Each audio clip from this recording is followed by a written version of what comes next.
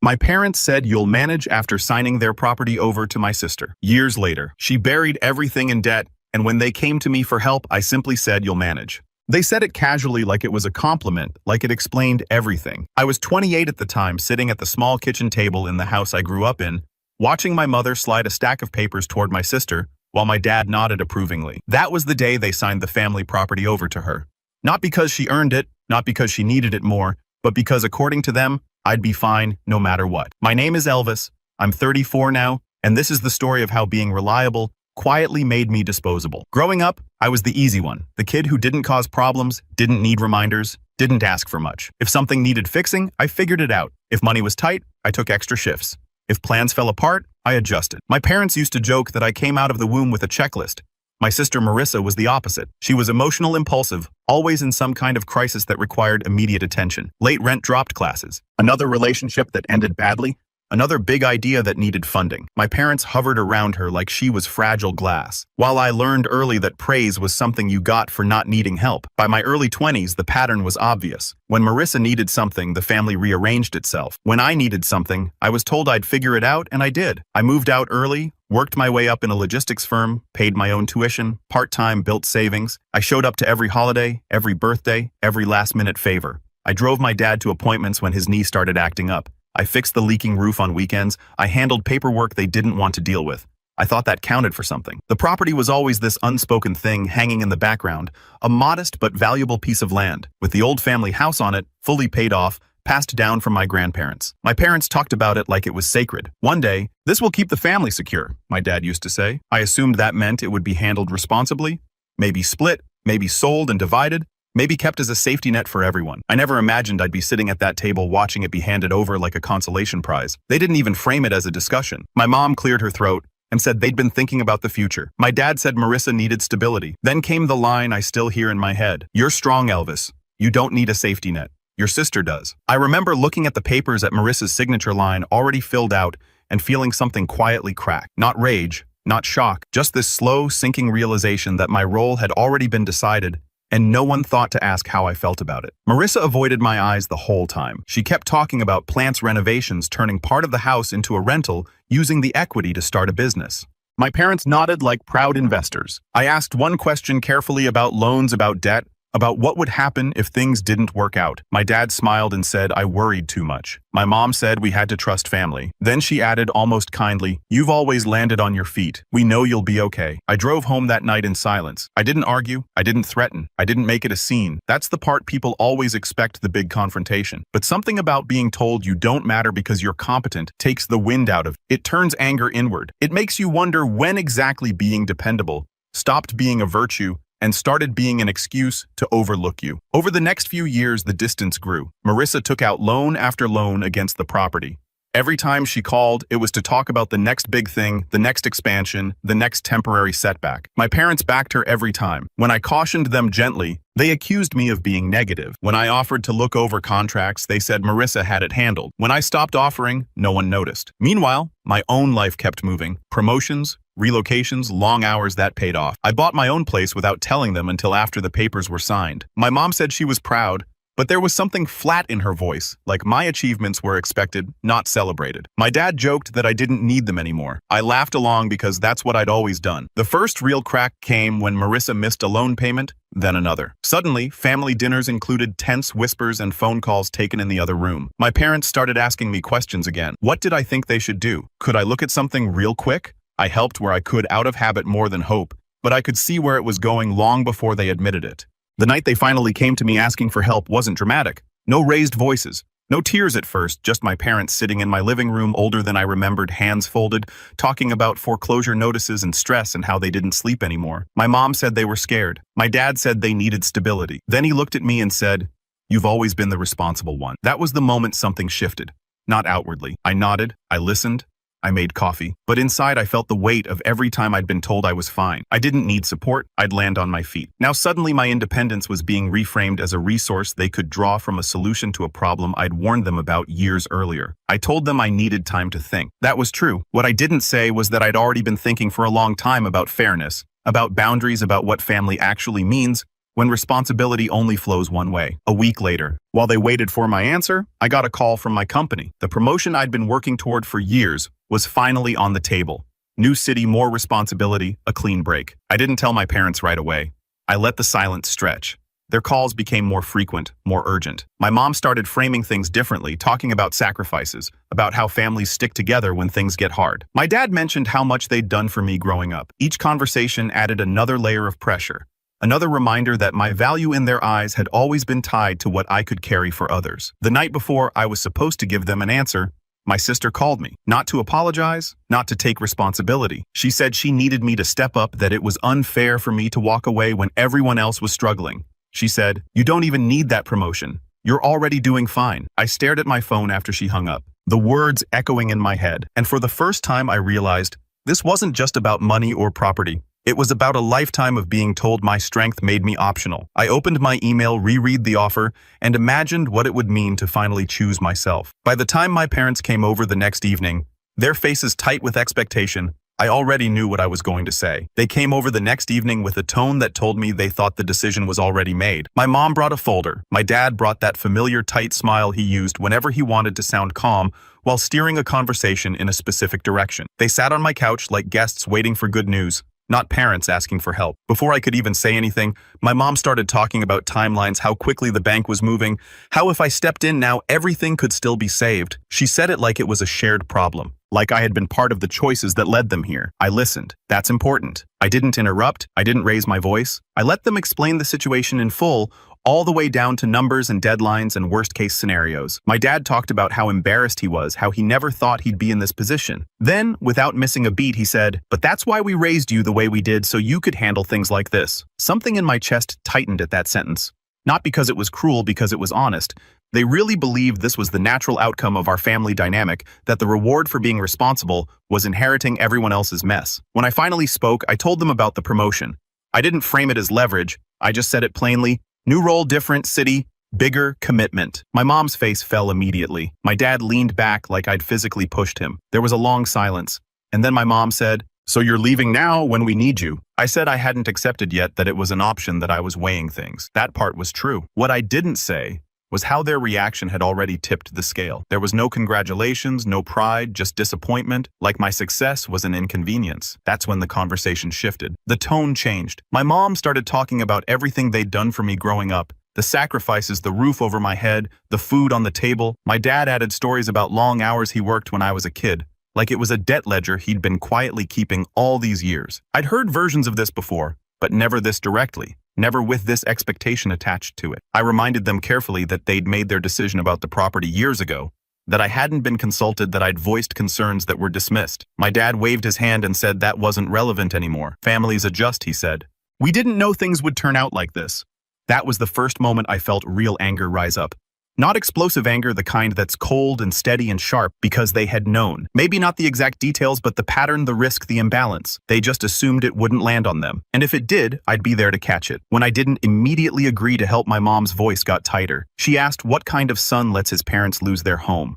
She didn't yell. She didn't cry. She just let the words hang there, heavy and loaded. I felt my jaw clench. I asked her calmly what kind of parents decide one child deserves security and the other deserves responsibility without a say. She looked genuinely confused by the question. That's what hurt the most. Not offended, not defensive, confused. Like the idea that the decision had been unfair had never occurred to her. They left that night without a resolution. But the pressure didn't stop.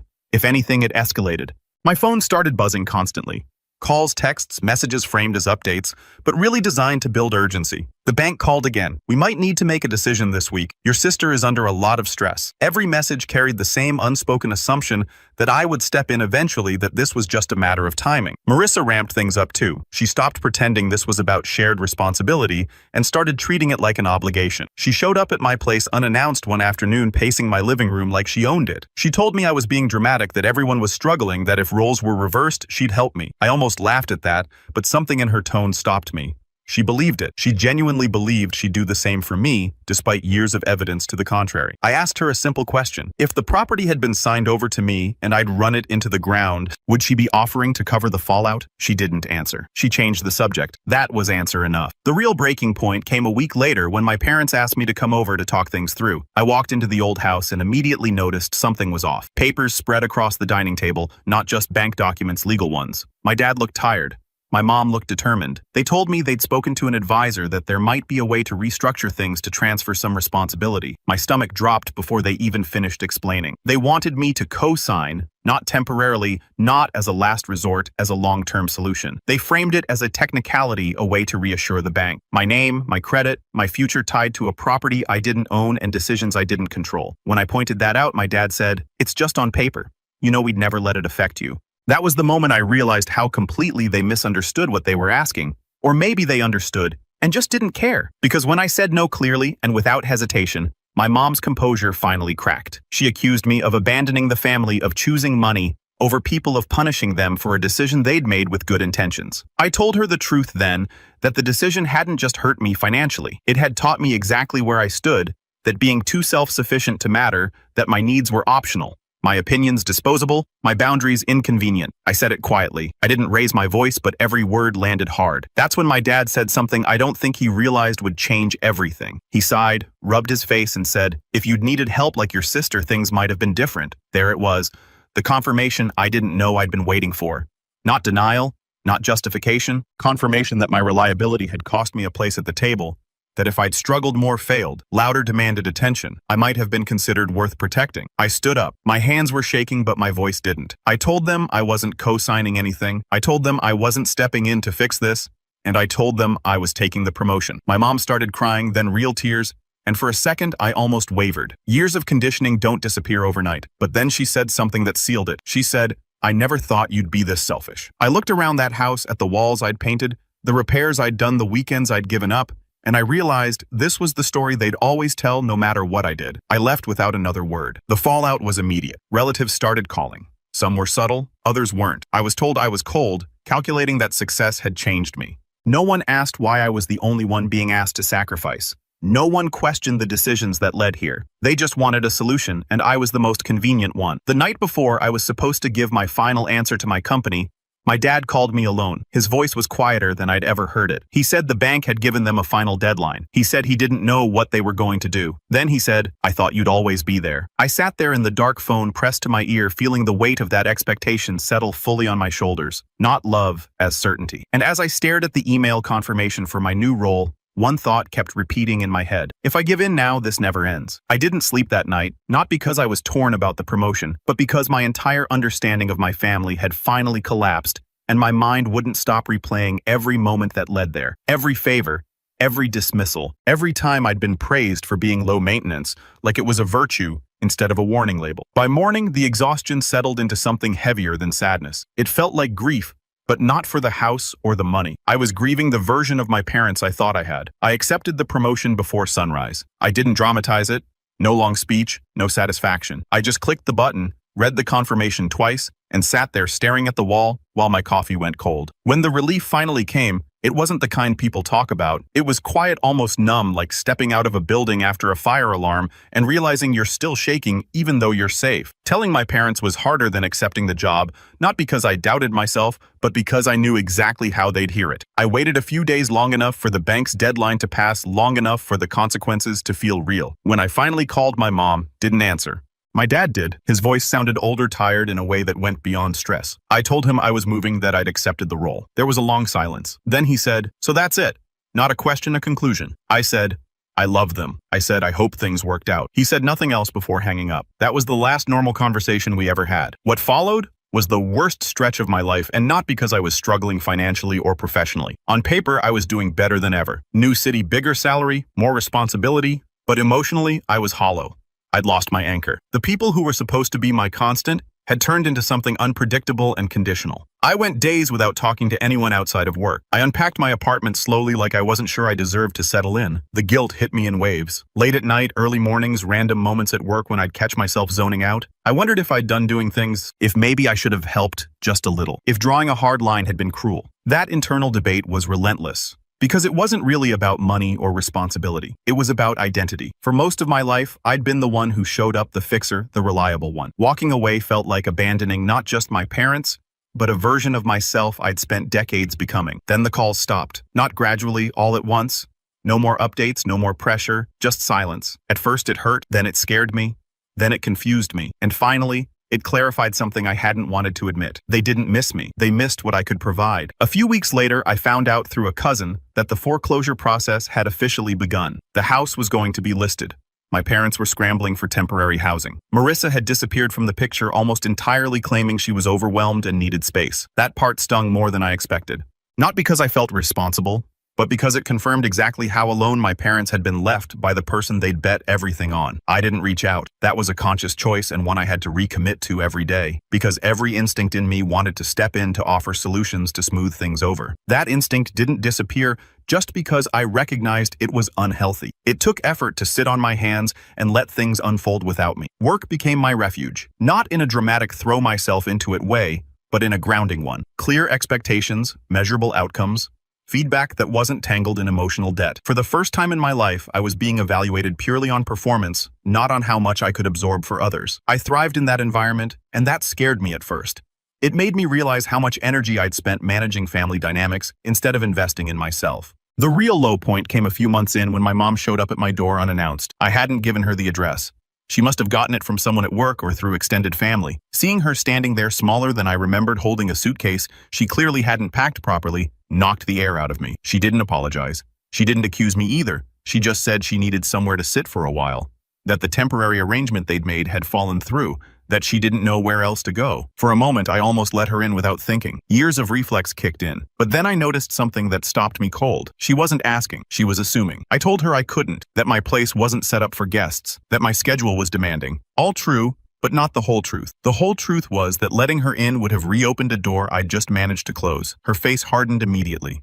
She said she didn't raise me to be like this, that she never thought I'd turn my back on family when things got hard. I didn't argue. I didn't defend myself. I just said quietly that things have been hard for me for a long time too. She stared at me like she didn't recognize me. Then she left. I watched her walk down the hallway and disappear into the elevator, feeling like I'd just amputated something necessary to survive. That night, I hit what I can only describe as emotional rock bottom. Not despair, clarity without comfort. I realized that no amount of success would ever be enough to earn unconditional support from my parents, that the version of love they offered came with terms I could never fully satisfy. Accepting that hurt more than losing the house ever could. The rebuilding didn't start dramatically. There was no big revelation. It started with small things. Therapy, which I'd avoided for years because I didn't think my problems were serious enough. Long walks where I let my thoughts spiral without trying to fix them. Saying no to things at work that weren't my responsibility. Not because I couldn't handle them, but because I didn't need to. I started making friends who didn't know my family history. People who met me as I was, not as a role I'd filled. I learned how strange it felt to be cared about without being needed. It was uncomfortable at first. I kept waiting for the catch, but it never came. Slowly, my sense of self shifted. I stopped measuring my worth by how much chaos I could contain. I started noticing how calm my life was becoming, how my weekends were mine,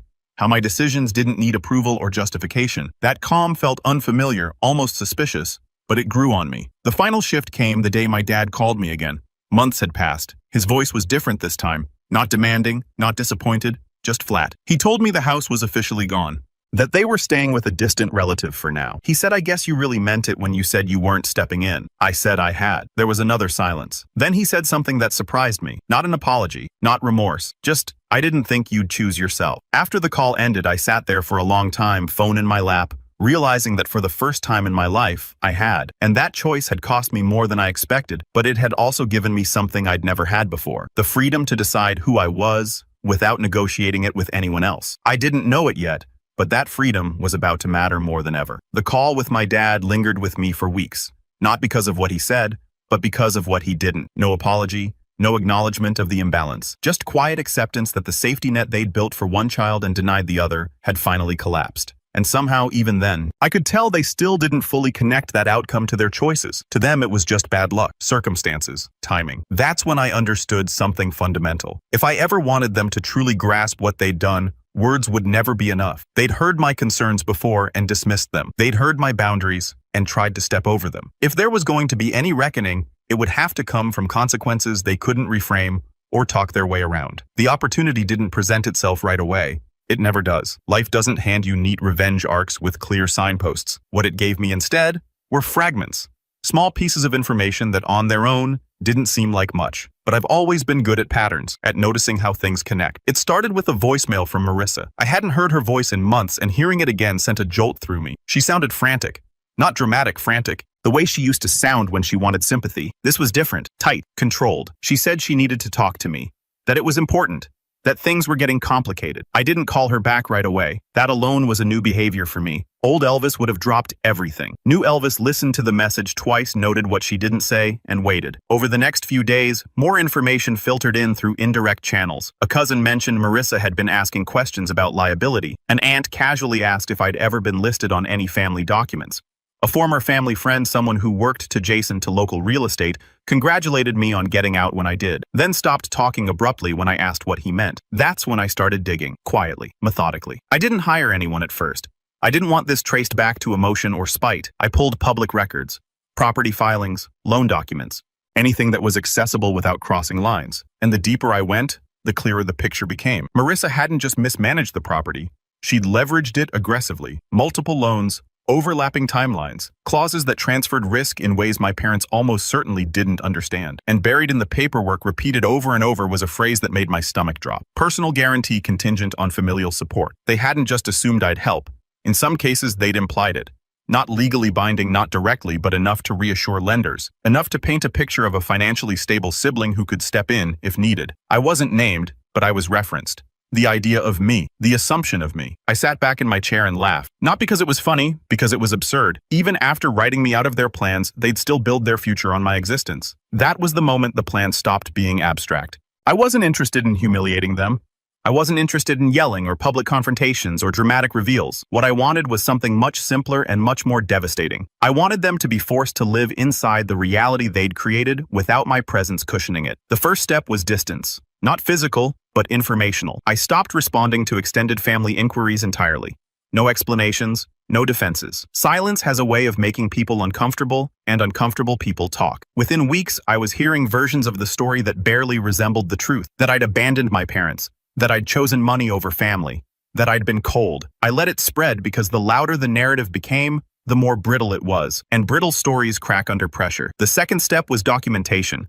I started keeping records of everything. Messages, voicemails, indirect requests for help, comments framed as jokes that weren't really jokes at all. I wasn't sure yet how I'd use it, but I knew from experience that memory gets selective when accountability shows up. Around this time, Marissa finally cornered me. She showed up at my office building, claiming she just happened to be in the area. We sat in a neutral space downstairs, surrounded by people who didn't know us. And for the first time in our lives, she didn't have the advantage of history or family sentiment. She didn't waste time. She told me things were worse than I thought, that our parents were struggling more than they were letting on, that creditors were asking questions, that my name had come up. I asked her calmly, why? She hesitated, then she said something that confirmed everything. She said they always told people you'd step in if things got really bad. I nodded like this was new information.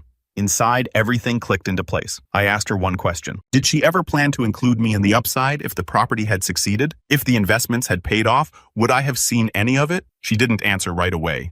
Then she said, that's not fair. This isn't about that, but it was. It had always been. I told her I wasn't helping. Not now, not later. And that if anyone contacted me again implying otherwise, I'd correct the record firmly publicly if needed. Her face hardened, and for a moment I saw fear flash through the entitlement. Real fear, the kind that comes when a backup plan realizes it was never actually secured. After that conversation, the tone shifted across the board. My parents stopped asking for help and started talking about misunderstandings, about how maybe things had gotten out of hand, about how families make mistakes. The language softened, but the intent didn't. They weren't apologizing. They were repositioning. That's when I made my final decision about how this would play out. I didn't need revenge in the traditional sense. I didn't need them to suffer. What I needed was resolution. And resolution, I realized, wasn't going to come from confrontation. It was going to come from exposure. So I started preparing. I spoke to a lawyer, not to sue, not to threaten, just to understand, to map out exactly where my obligations began and ended, to make sure there were no lingering ties, no assumptions that could be weaponized later. What I learned was reassuring and infuriating all at once. I was clean completely. Every attempt to link me to the fallout had been informal, emotional, assumptive. In other words, they had nothing on me except expectation. The last piece fell into place when my company announced an internal restructuring, a public-facing one. Press releases, industry attention. My new role came with visibility I hadn't anticipated. Panels, interviews, features, the kind of professional credibility my parents used to brag about when it suited them. And suddenly I realized the timing was perfect. Because when people who've rewritten the story about you are forced to watch the real version play out without their involvement, without their control, something interesting happens. They can't pretend anymore. Not to themselves, not to others. I didn't know exactly how the final confrontation would unfold yet. I just knew I was done hiding, done absorbing, done being the invisible foundation everyone stood on without acknowledging. The reckoning didn't arrive with shouting or slammed doors. It arrived quietly, the way real consequences usually do, wrapped in timing and inevitability. By the time my parents realized what was happening, there was nothing left to argue about. The first public moment came sooner than expected. My company announced a major expansion initiative, and my role was featured prominently in the release. Industry blogs picked it up. A trade publication asked for an interview. A local business journal ran a profile that included my background, my career path, and a quote about independence and accountability that I hadn't even thought twice about when I said it. I talked about building stability through consistent choices, about not outsourcing responsibility, about learning when to step back, and let people own the outcomes of their decision. I didn't mention my family. I didn't have to. Someone else did that for me. An old family friend commented on one of the articles online congratulating me and adding, "Your parents must be so proud." The reply chain that followed was educational. People who knew pieces of the story filled in gaps, not maliciously, matter-of-factly. The house, the loans, the foreclosure, the fact that I hadn't been involved, that I'd moved on years earlier. By the time my mom called me that evening, the narrative had shifted beyond her control. She didn't yell. She didn't cry. She sounded stunned. She asked why I hadn't corrected people, why I'd let them think things that made her look bad. I told her calmly that I hadn't said anything at all, that I wasn't responsible for managing other people's assumptions anymore. There was a long pause, and then she said something I hadn't heard before. She said I didn't realize people would see it that way. That was the moment it finally hit her. Not because of my feelings, not because of fairness, but because the story they'd told themselves didn't hold up once it left the family bubble. When the same choices were viewed without emotional cushioning, they looked exactly like what they were. My dad tried a different approach.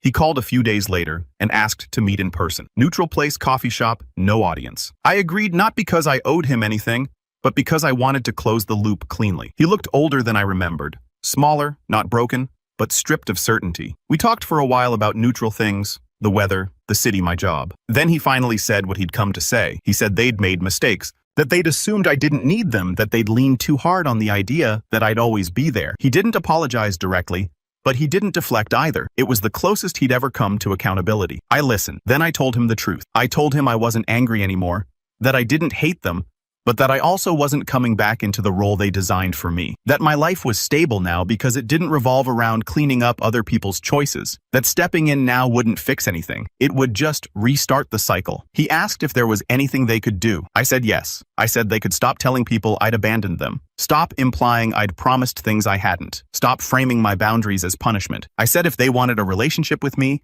it would have to be one that didn't assume access to my time, money, or decisions. He nodded slowly, like someone absorbing terms they didn't get to negotiate.